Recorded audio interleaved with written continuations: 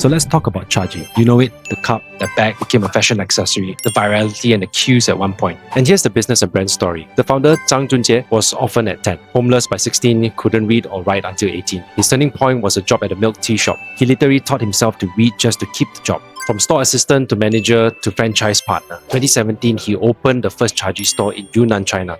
8 years later, Nasdaq listed. USD 411 million raised, valuation hit USD 7.5 billion on debut day. Now, the Malaysian story. Chagee entered Malaysia in 2019, but under a completely different name, Bawang Chagee. Nobody could pronounce it, the brand was unfamiliar, it didn't catch on immediately. The turnaround came in layers. In September 2021, they rebranded globally to Chagee. Cleaner name, stronger identity. Then they got Jakim halal certification. Critical in a Muslim majority market like ours. Then the packaging happened. That Dior looking cup and insulated bag started going viral on TikTok and Instagram. People weren't just buying the drink, they were buying the aesthetic. They brought in Lee Chong Wei as brand ambassador. Instantly local credibility. And they kept the menu tight. No gimmicks, just the product. And it worked. Malaysia became their most mature overseas market in the world. 200 outlets, and in 2025, their first global flagship store outside China opened right here in KL at Bukit Bintang. And here's the ownership part. The Malaysian operating company, Chagee Sdn Bhd, is 51% owned by Chagee Group